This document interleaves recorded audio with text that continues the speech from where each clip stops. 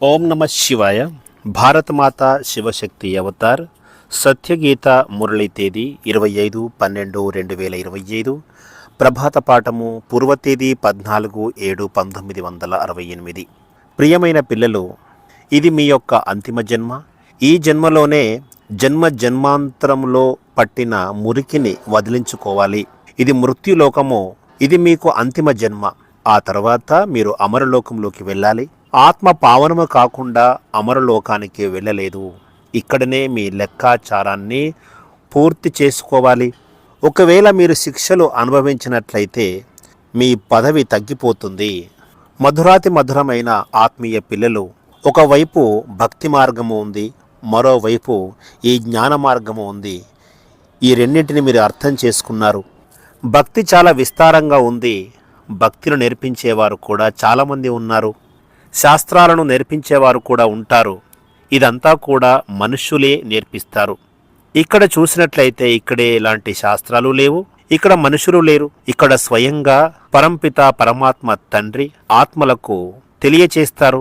ఆత్మలే నేర్చుకుంటాయి. పరంపిత దగ్గరే ఈ జ్ఞానమంతా ఉంది. 84 జన్మల చక్రానికి సంబంధించిన జ్ఞానము మీరు తెలుసుకున్నారు. తెలుసుకున్న వారిని స్వదర్శన చక్రధారులు అని పిలుస్తారు. ఇప్పుడు తండ్రి పిల్లలను స్వదర్శన చక్రధారులుగా తయారు చేస్తున్నారు. బాబా బ్రహ్మ యొక్క శరీరంలో ప్రస్తుతము ఉన్నారు. అందువల్లనే మనము బ్రాహ్మణులుగా పిల్లలుగా అయ్యాము. ఇప్పుడు బ్రాహ్మణుల నుంచి దేవతలుగా అవ్వాలి.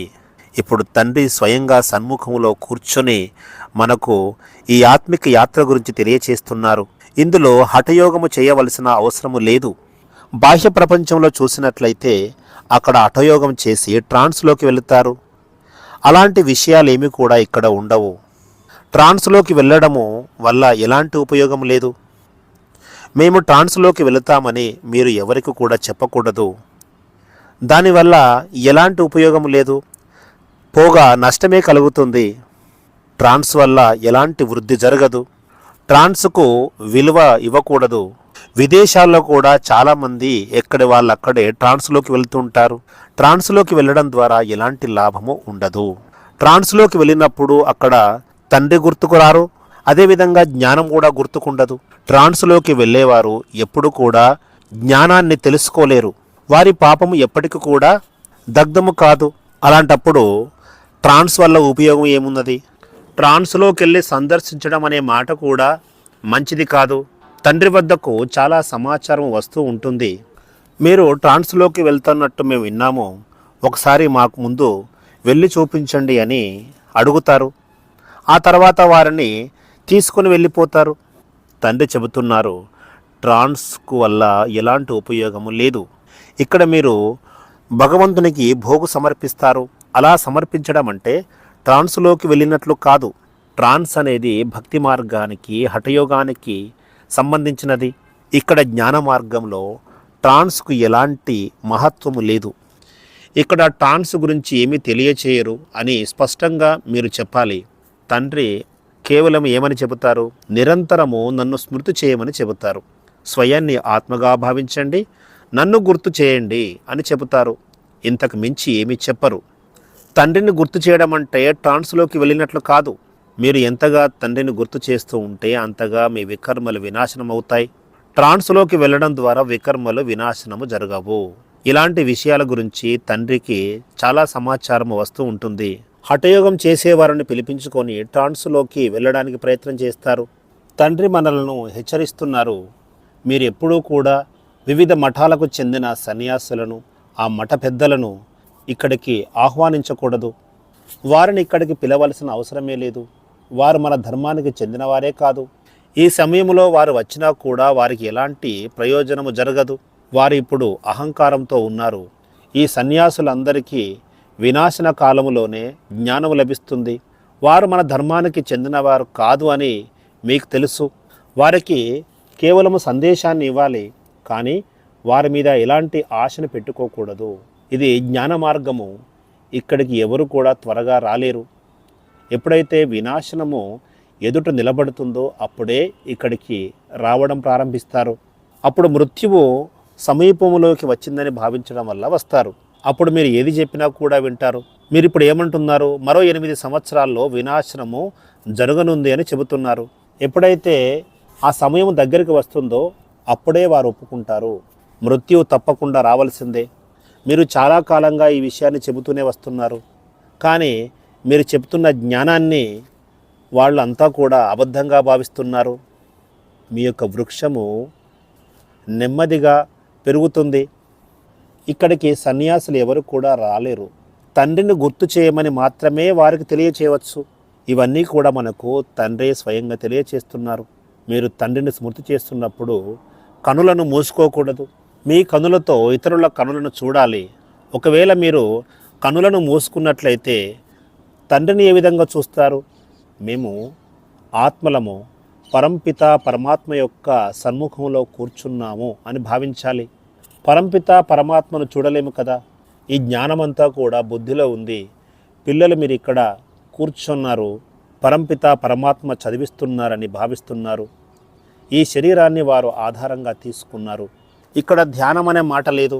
ఇక్కడ సేవాదారులుగా అయ్యి భగవంతునికి భోగును పెడతారు. బయట కూడా చూసినట్లయితే పెద్ద వ్యక్తులకు సేవకులు వెళ్ళి భోజనం తినిపిస్తారు కదా. మీరు కూడా ఇక్కడ సేవకులు లాంటి వారే. మీరు దేవతలకు భోజనాన్ని తినిపిస్తారు. వారు ఫరిస్తలుగా ఉన్నారు. బయట ఉన్నవారు మమ్మా బాబాను చూస్తారు. మీకు ఏమెండ్ ఆబ్జెక్ట్ లభించింది. మేము ఇలాంటి ఫరిస్తాలుగా అవ్వాలని తెలుసుకున్నారు. శివబాబా ఇక్కడ మిమ్మల్ని చదివిస్తున్నారు. కానీ సూక్ష్మవతనంలో ఏం జరుగుతుంది? అక్కడ కేవలము తెలుసుకోవడమే జరుగుతుంది. అంతేగాని ట్రాన్స్ అనే దానికి ఎలాంటి మహత్వము లేదు. ట్రాన్స్ను చూపించడము అనేది ఇది చిన్నపిల్లల చేష్టలుగా చెప్పవచ్చు. పిల్లలందరినీ తండ్రి అప్రమత్తం చేస్తున్నారు. ట్రాన్స్లోకి వెళ్ళకండి. ఇక్కడ ఉన్నది చదువు మాత్రమే. కల్పము తండ్రి వచ్చి మిమ్మల్ని చదివిస్తున్నారు. ఇది సంగమ యుగము. మీరు సంగమ యుగం నుంచి సత్యయుగంలోకి ట్రాన్స్ఫర్ అవ్వాలి. డ్రామా యొక్క ప్లాన్ అనుసారంగా మీరు మీ పాత్రను నిర్వహించాల్సి ఉంటుంది. ఇక్కడ మీ పాత్రకే మహిమ ఉంది. తండ్రి వచ్చి పిల్లలైన మీకు చదివిస్తారు. డ్రామా అనుసారంగా తండ్రి ద్వారానే మీరు చదువుకొని దేవతలుగా అవుతారు. ఈ విషయంలోనే మీరు సంతోషంగా ఉండాలి. మేము తండ్రి రచన యొక్క ఆది మధ్య అంతిమాలను తెలుసుకున్నాము అని సంతోషించాలి. తండ్రి నుండి శిక్షణ పొందుతూ చాలా సంతోషంగా గడపాలి. మీరు కొత్త ప్రపంచంలోకి వెళ్ళడానికి ఈ చదువును చదువుతున్నారు. అక్కడ దేవీ దేవతల యొక్క రాజ్యము ఉంటుంది. కాబట్టి అంతకుముందు పురుషోత్తమ యుగములో తప్పకుండా ప్రతి ఒక్కరూ చదువును చదవవలసిందే. మీరు ఈ దుఃఖము నుంచి విముక్తి పొంది సుఖములోకి వెళ్ళిపోతారు. మీరు తమో ప్రధానంగా ఉండటం వల్ల ఈ వ్యాధులు, అనారోగ్యాలు అన్నీ వస్తుంటాయి. ఇవన్నీ కూడా దూరం కానున్నాయి. ముఖ్యమైన విషయము చదువు. చాలా చోట్ల చాలామంది ధ్యానంలోకి వెళ్ళిపోతారు. ఆ తర్వాత మాలో మమ్మ వస్తున్నారు, బాబా వస్తున్నారని చెబుతారు. ఇదంతా కూడా అబద్ధమే. తండ్రి ఒకే విషయాన్ని స్పష్టంగా తెలియచేస్తున్నారు. మీరు స్వయాన్ని ఆత్మగా భావించి నన్ను స్మృతి చేయండి. మీరు గుర్తు చేసినట్లయితే మీ వికర్మలు వినాశనం అవుతాయి. దీనినే స్మృతి యాత్ర అని పిలుస్తారు.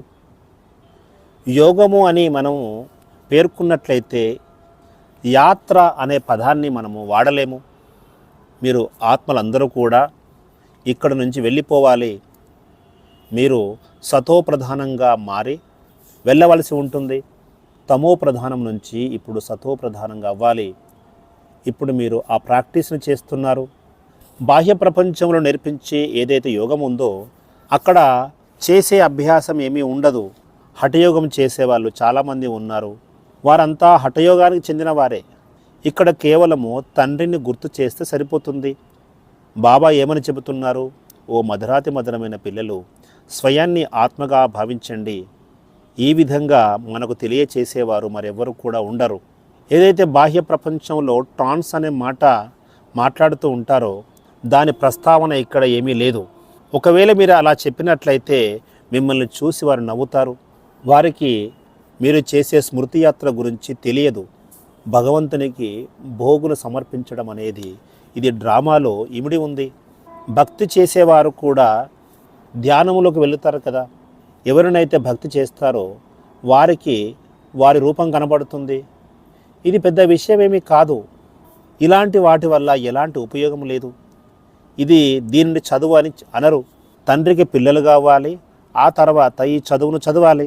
దీనిని ఎవరు కూడా మర్చిపోరాదు. తండ్రి ఏమని చెబుతున్నారు? మీరు మ్యూజియంను తెరవండి, చాలామంది మీ దగ్గరికి వస్తారు.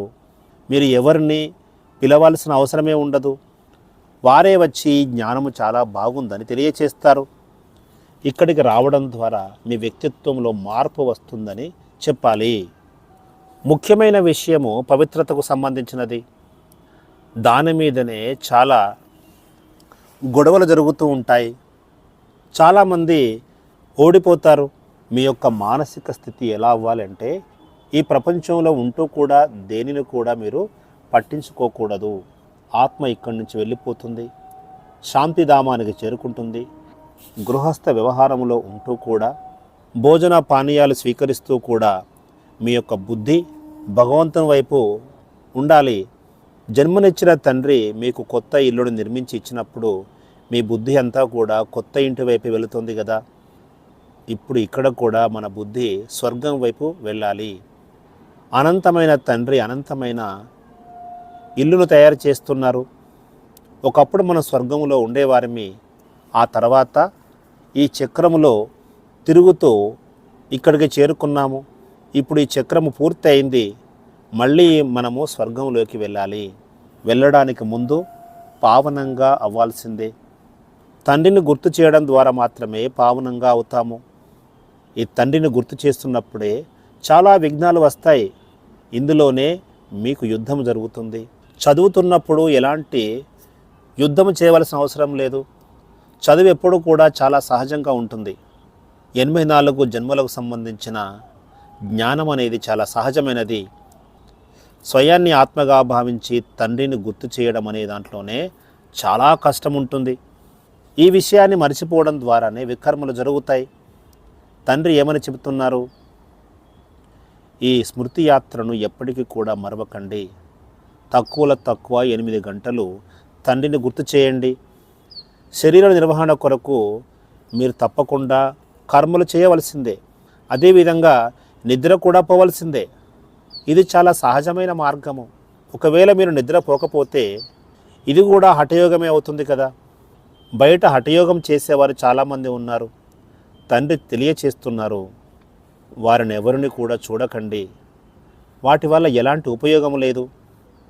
హఠయోగాన్ని నేర్పించేవారు చాలామంది ఉన్నారు. అది మనుషులకు సంబంధించిన మతము. మీరు ఇప్పుడు ఆత్మలు, పరంపిత పరమాత్మ యొక్క మతం మీద నడుస్తున్నారు. ఆత్మనే శరీరాన్ని తీసుకొని తన పాత్రను నిర్వహిస్తుంది.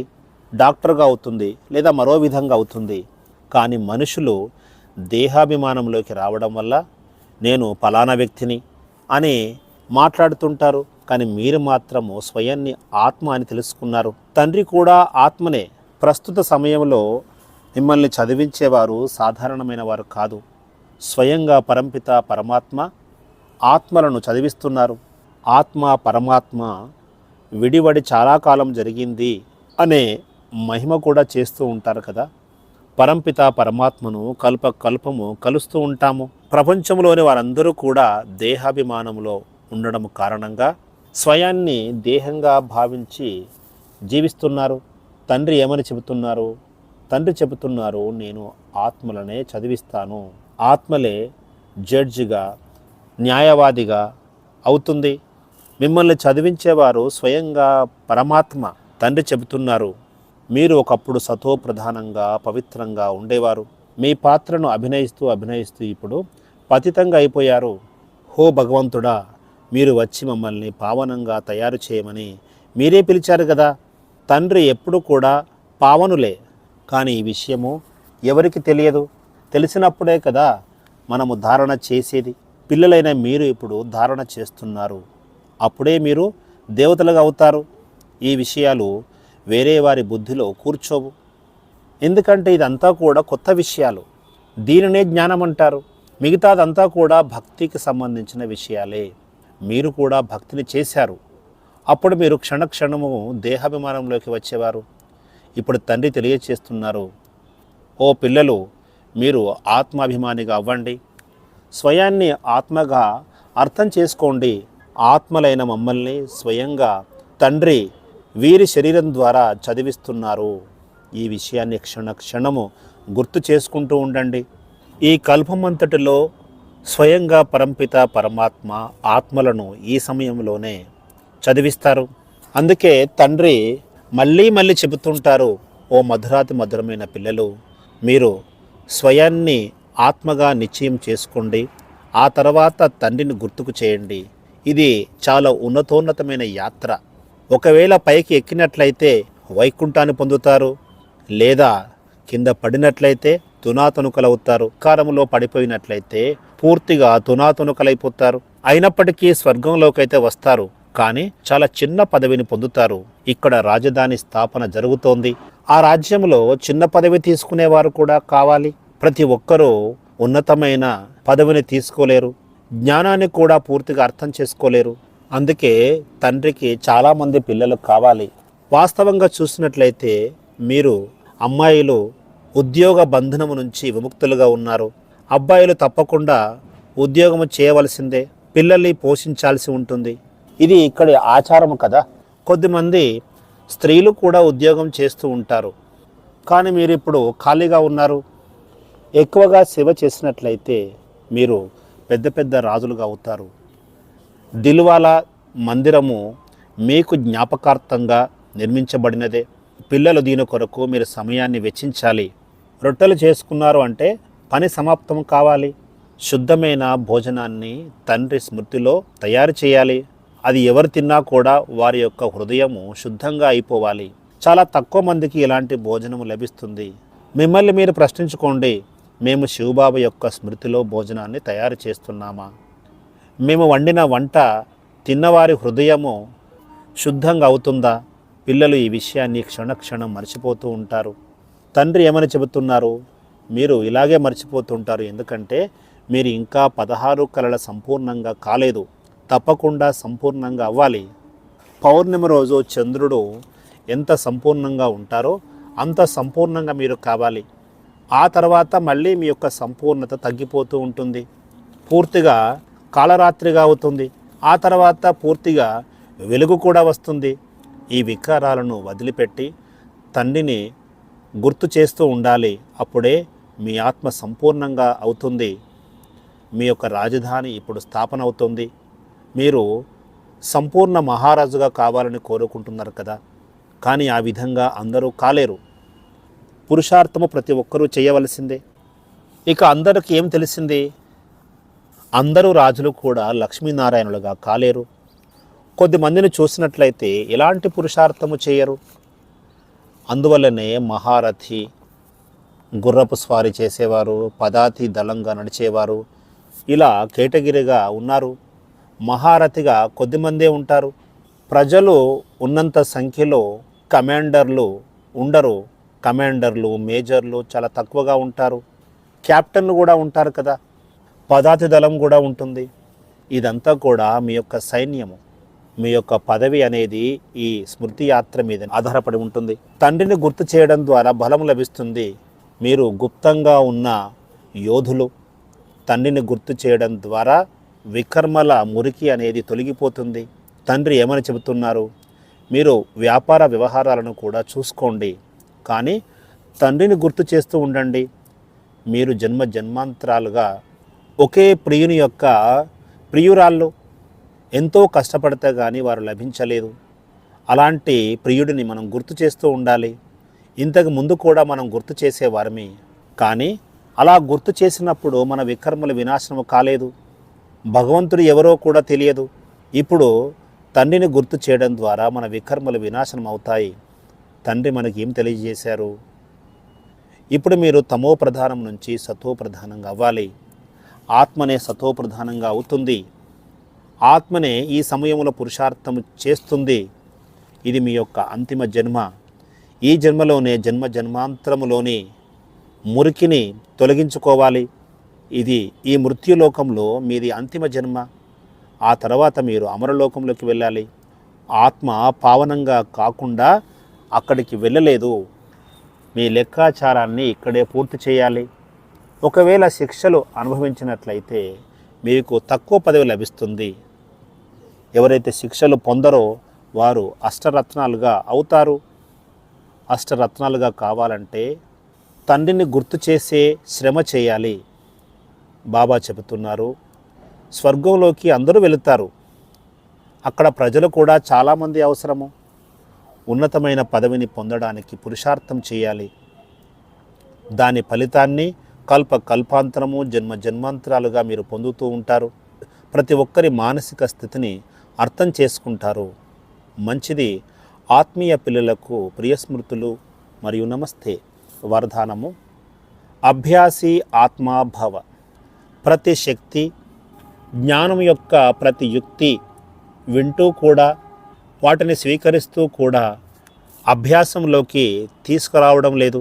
కేవలము వర్ణన మాత్రమే చేస్తున్నారు. చాలా తక్కువ అభ్యాసం చేస్తున్నారు. అందరూ వ్యాసుని వల్ల తయారయ్యారు. అభ్యాసము తక్కువగా ఉండడం కారణం వల్ల మీరు బలహీన ఆత్మలుగా అవుతారు. అభ్యాసం చేసే ఆత్మల ముందు, తండ్రి యొక్క ప్రేమలో నిమగ్నమయ్యే ఆత్మల ముందు ఎలాంటి విఘ్నము కూడా నిలవలేదు. విఘ్నాలు దూరముగా ఉండగానే, ఆ విఘ్నాలు వారిని సమీపించకుండానే భస్మమైపోతాయి. అభ్యాసం అనే ప్రయోగశాలలో కూర్చోండి. అప్పుడే మీకు తండ్రి యొక్క తోడు అనుభవం అవుతుంది. ఓం నమః శివాయ.